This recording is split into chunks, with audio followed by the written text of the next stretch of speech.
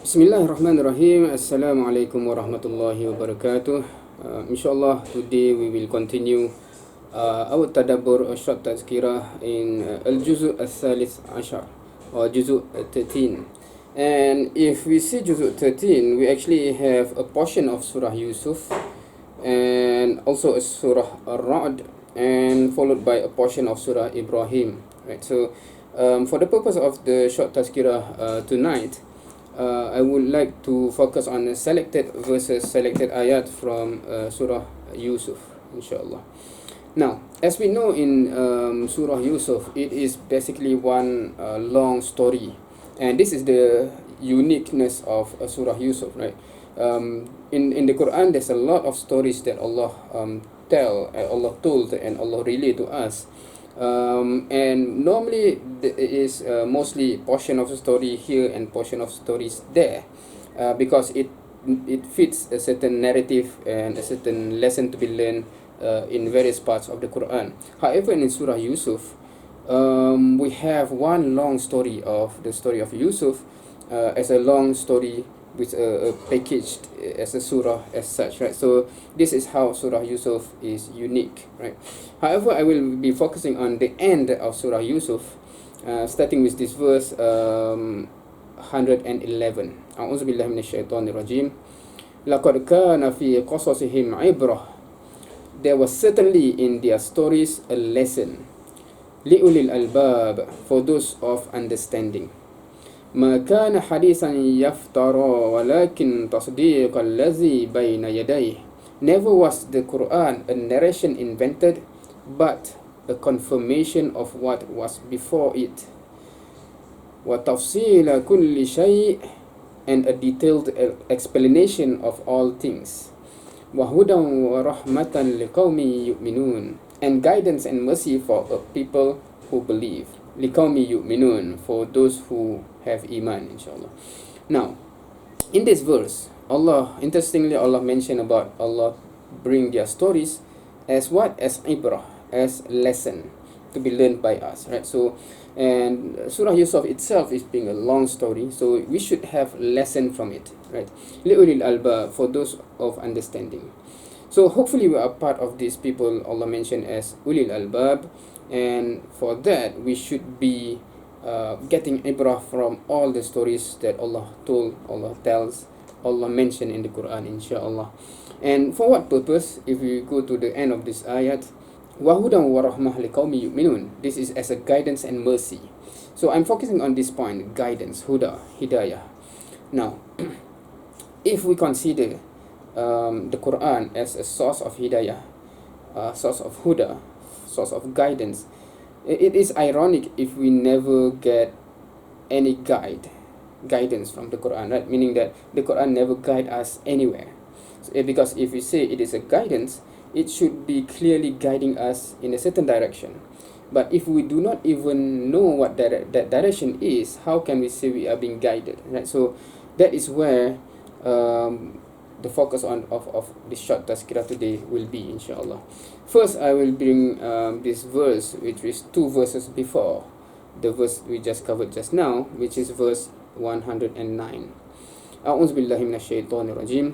وما أرسلنا من قبلك إلا رجالا نوحي إليهم من أهل القرى.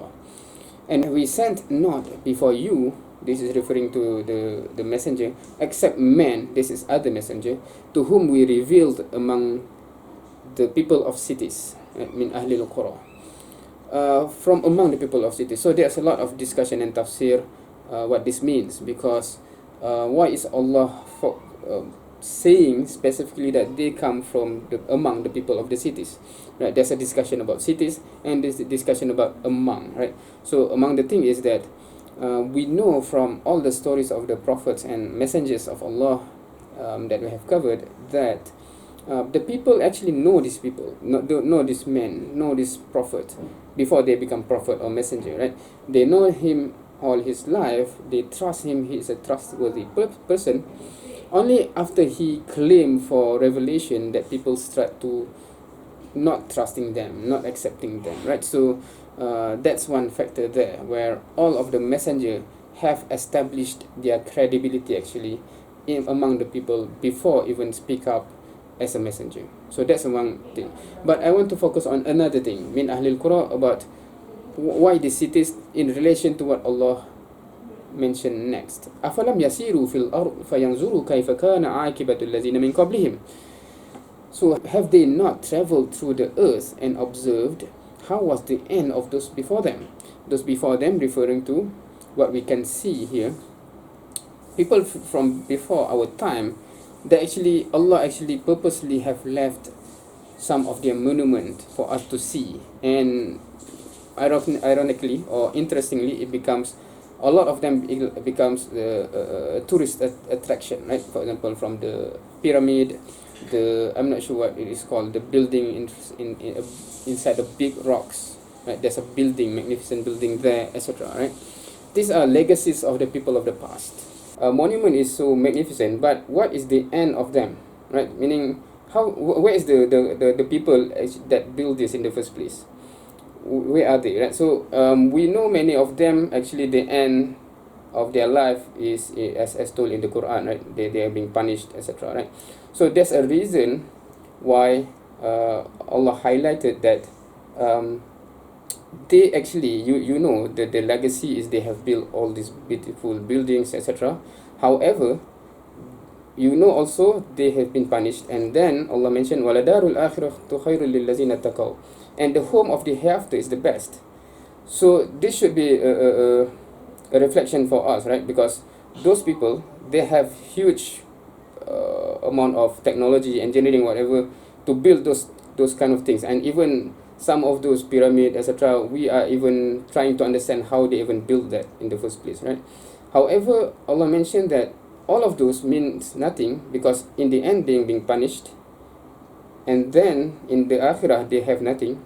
So don't you contemplate, why are you repeating the same mistakes as them? You want to build beautiful home here, etc., and left behind what should be our goal, which is our home in the akhirah, right? So this is one of the example, and this is not the only place where you can see afalam yasiru fil ard, right?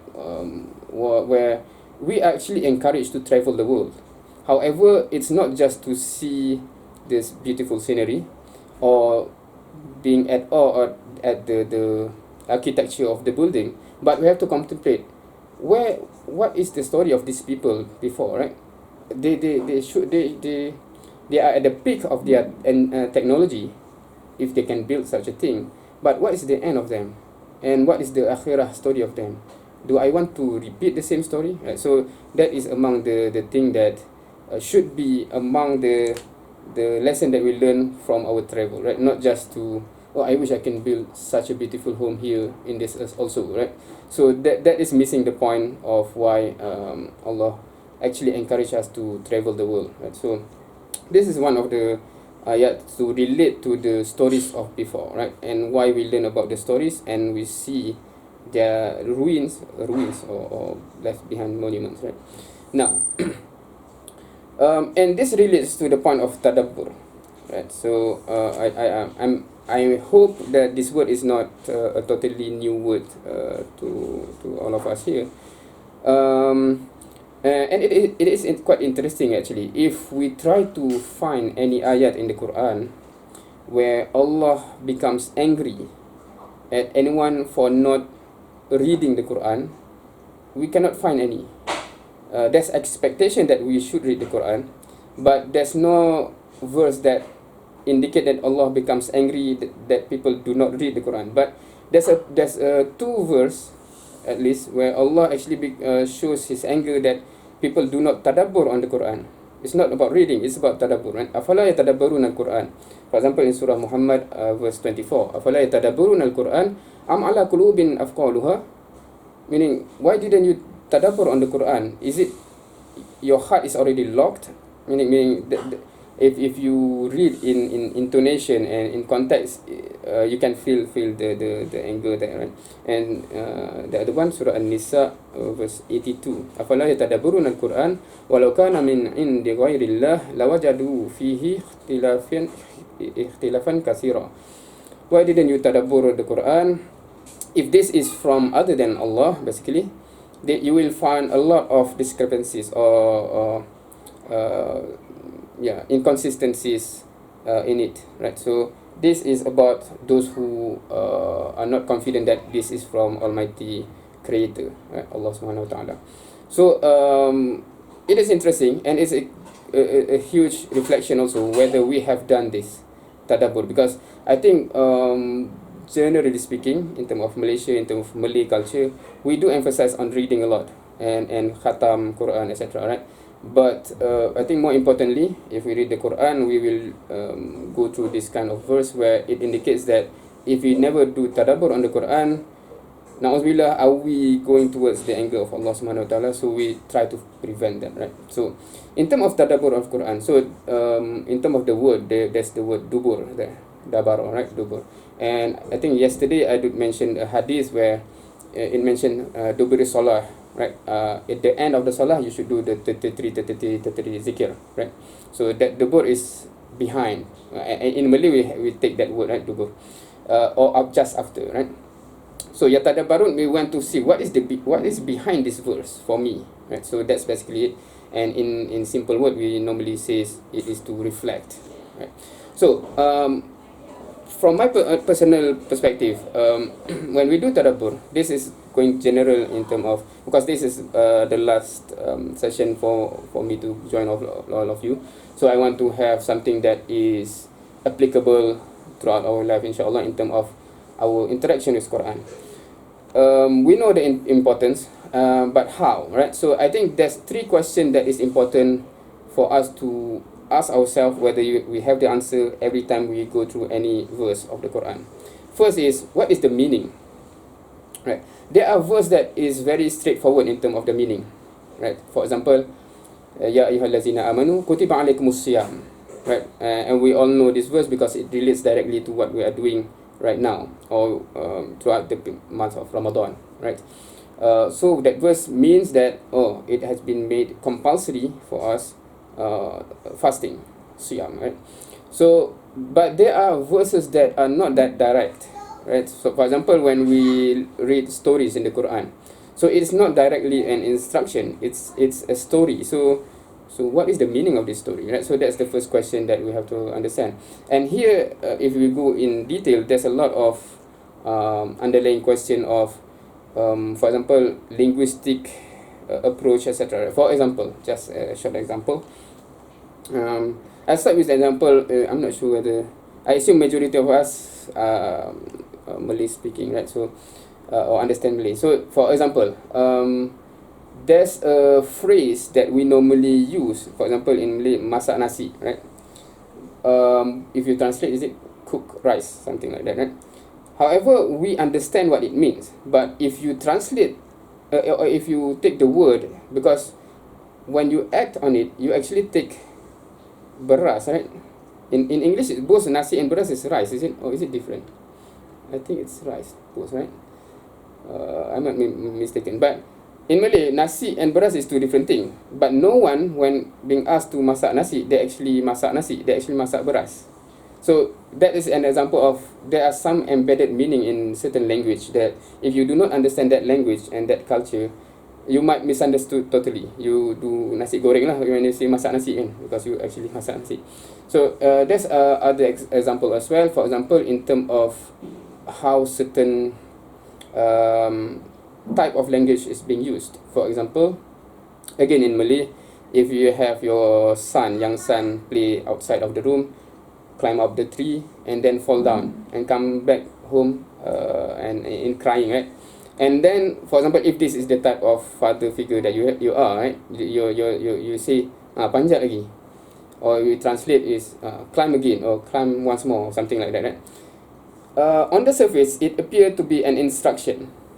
However, we know that that is actually not an instruction. That is more of a threat in a way, right? So in Arabic also, if you read the Quran, there's also things like that, where if you take literally, you will misunderstand it totally, right? For example, there are instruction in the Quran that is not actually an instruction. It's not actually wajib. For example, if you understand basically in Arabic, there's fi'il madi, past tense, fi'il mudhari, present tense, and fi'il amar is basically instruction, right? So just an example.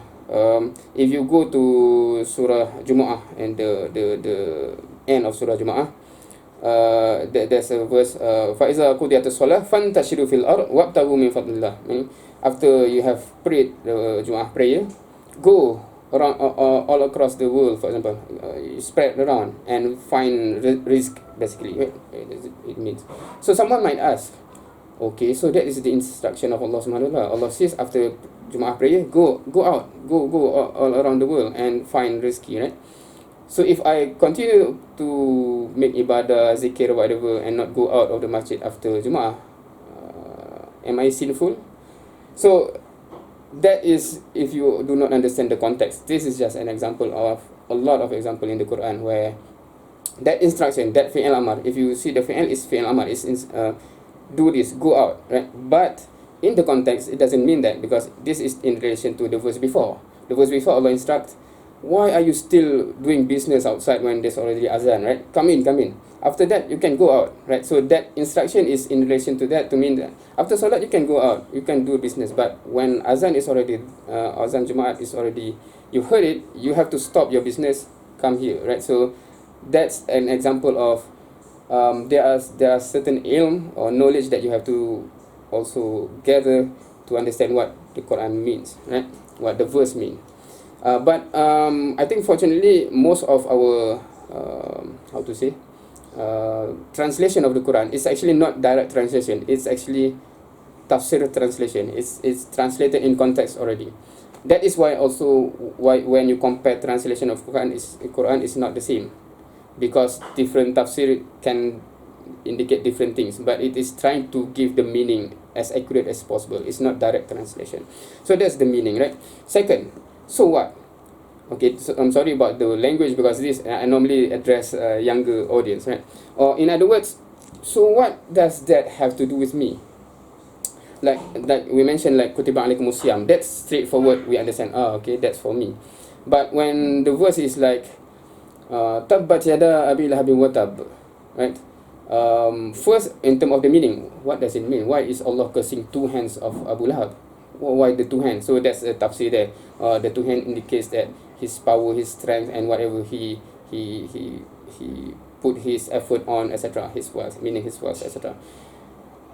So what does that has to do with me, right? So that, I think, for the most part, from my experience of doing many sessions with many people in Malaysia primarily, people fail on this part because they fail to connect whatever the direct meaning of the ayatul Quran with me, because what they end up doing is they bad mouth in a way, or they talk bad about those people in the Quran, right?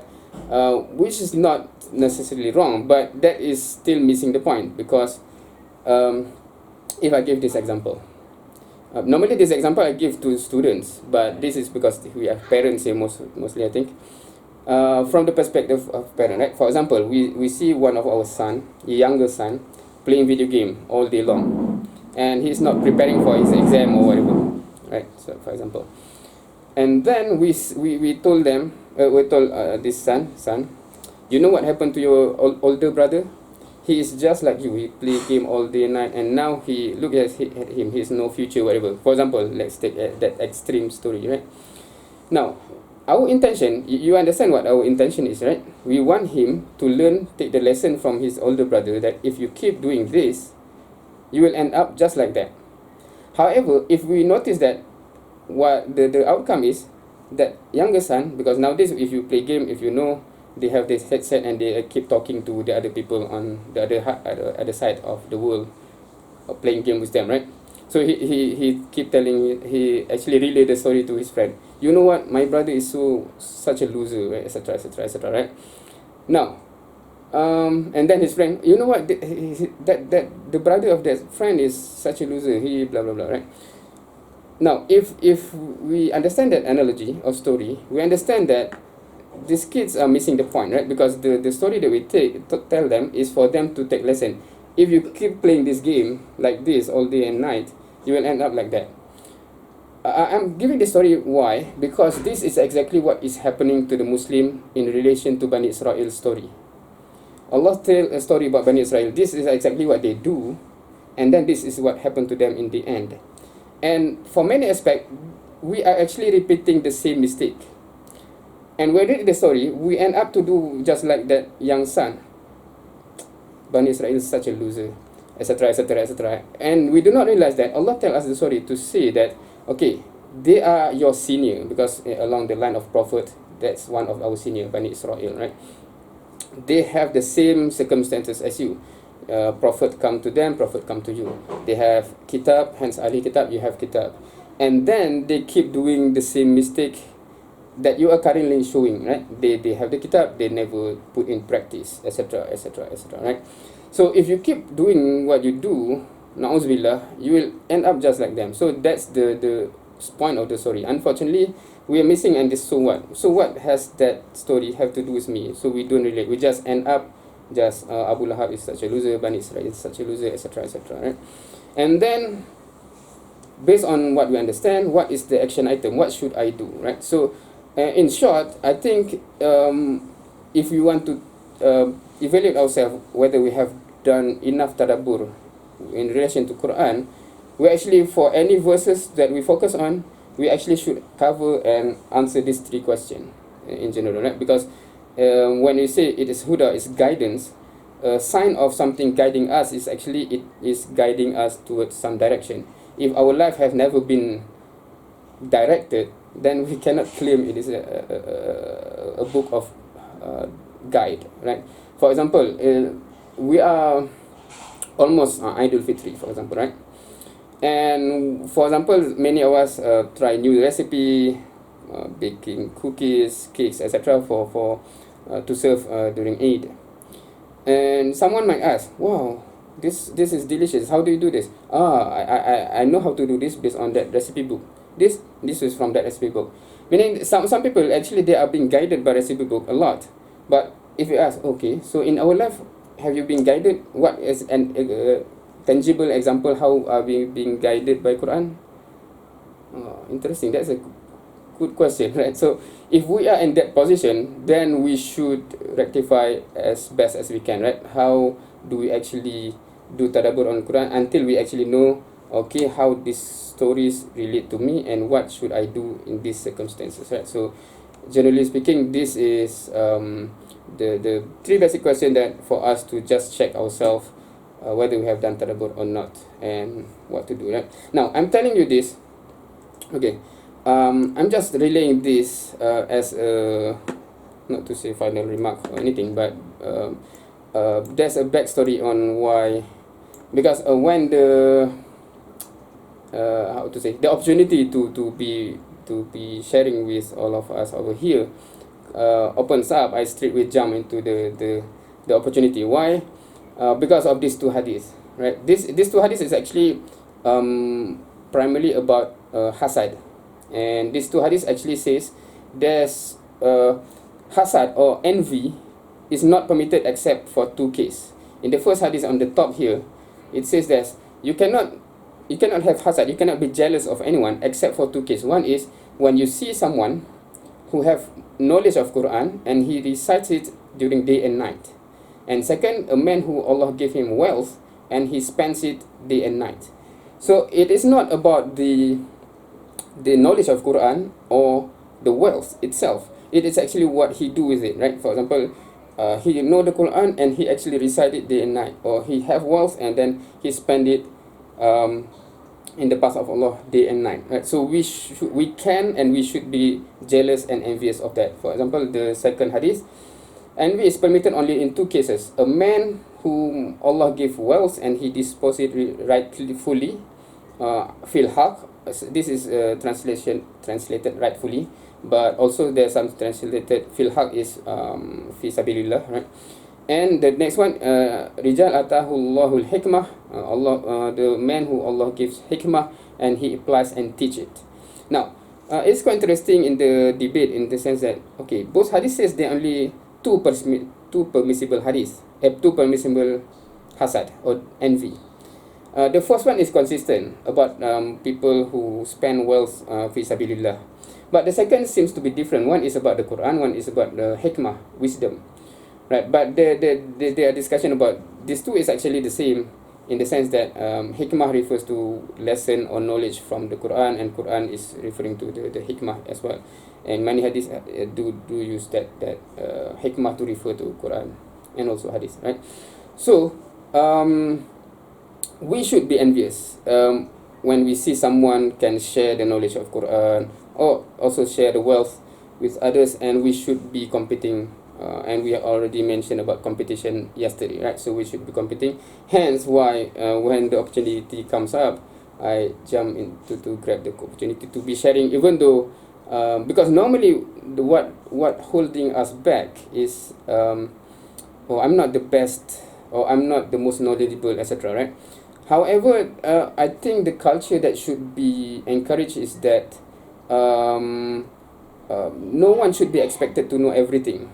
Meaning, I'm not sure if you noticed, but I have actually answered to some of the question raised before, that okay, for that question I cannot answer because it's not my field, right? So maybe because of nowadays we are pleasured, or we have the benefit of having sheikh that knows almost everything, and it is highly accessible, YouTube, etc., that we almost expect everyone to be knowledgeable for anything, right?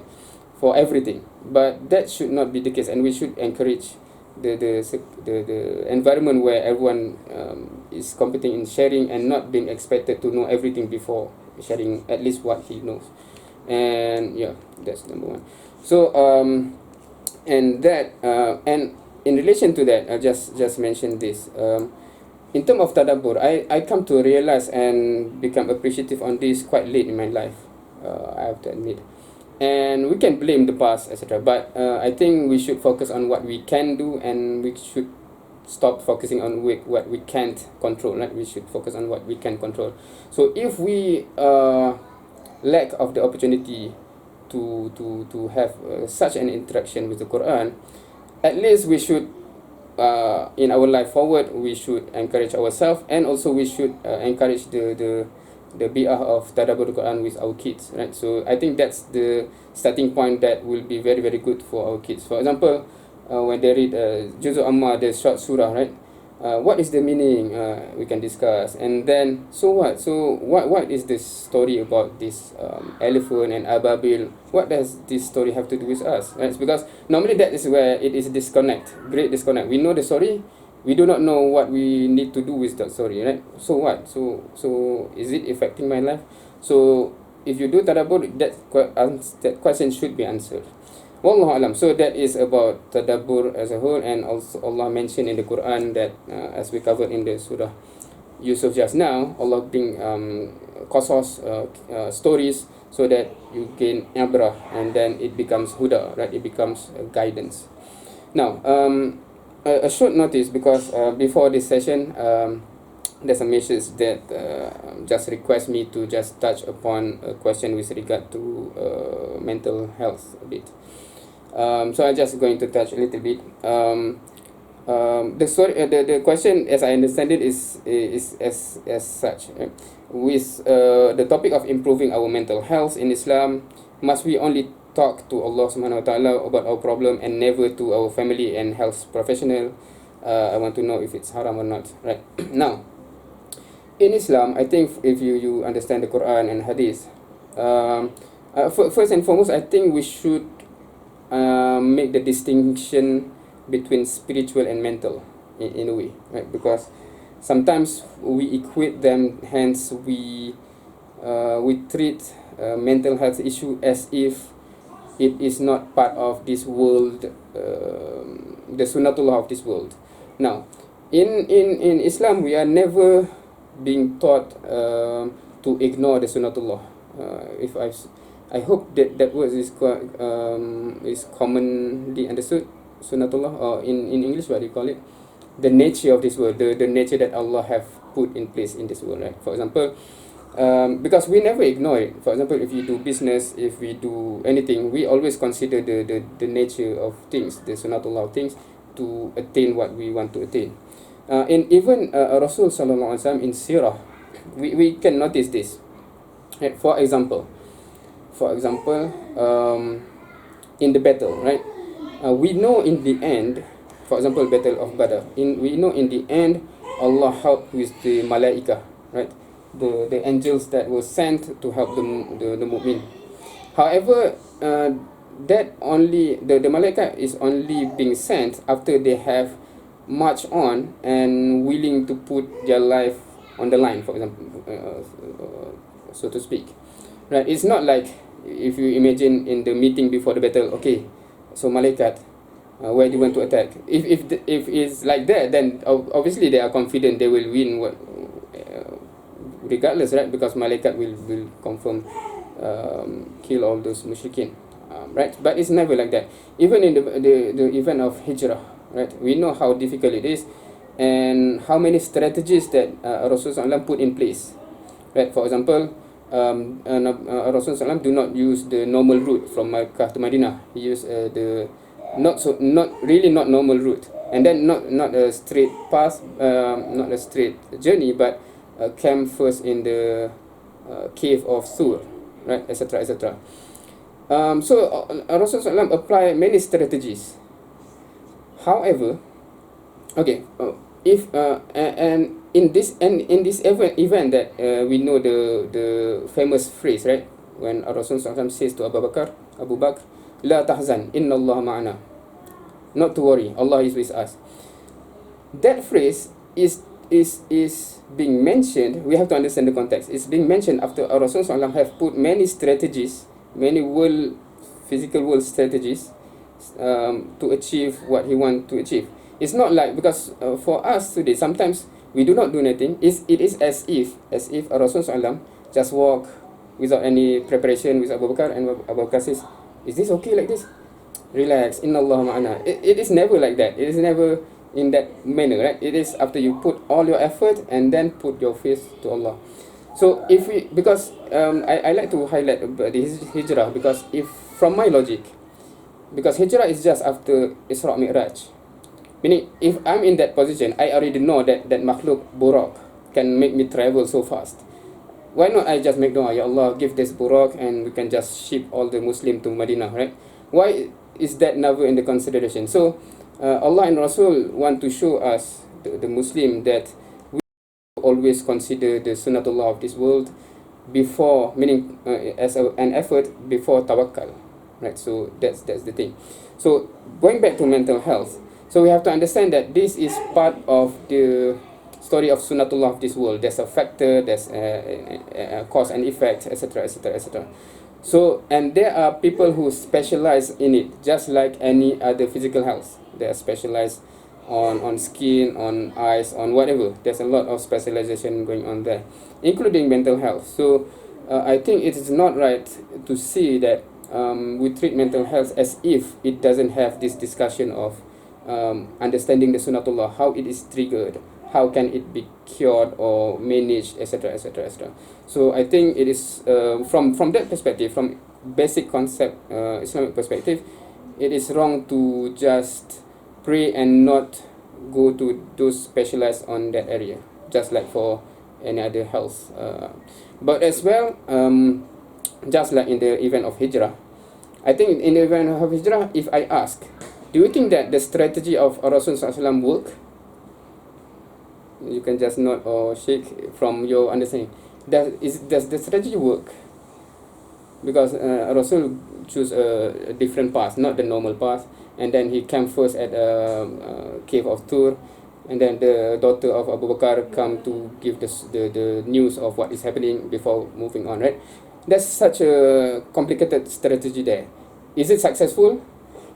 Now, actually, if you go through the story, we can say the strategy failed. Why? Because even though they go not a normal route and hide in the cave, actually the mushrik actually reach the cave, right? Just in front of the cave. Meaning that in that case, the strategy failed because it is tracked until that. Only then Allah shows that Allah's power is most high, that they never have the thought of even look, because it is said that even if they just look, they can see right away Rasul and Abu Bakr there. Even though they choose a different path, you know that Surakah, you know the story, that chase with the horse can actually track down as well. until Allah make the horse fall down, etc., multiple times, right? So from the event of hijrah, we can learn two things. One, Allah demand our best effort and strategy. However, Allah want to show us as well, it is not because of your effort and strategy that you succeed. It is because in the end, I will help you. But before I help you, you have to show your utmost strategy and effort. Right? So we can see that again and again in the hijrah, in the battle of Badr, in even in the Quran, the story of Maryam, right? When Allah can give her the fruits straight away, but Allah basically demand her to just push the trunk of the tamar tree, right? Which is illogical in the first place. How the tamar tree is, if you have, it's like in Malaysia we have the kelapa sawit, right? It's huge trunk. It's not the instruction is not possible, but Allah demand the maximum what you can do. That's the maximum that you can put effort. Then Allah will give you the help that Allah can give anytime, anywhere. So similarly with again to the question, yes, tawakkul is a must, doa is a must, Allah will help inshallah, but the effort and strategy have to be there first based on the sunnatullah of Allah. So we have to seek those who understand what entails in that area. Wallahu alam. So that is what I can comment.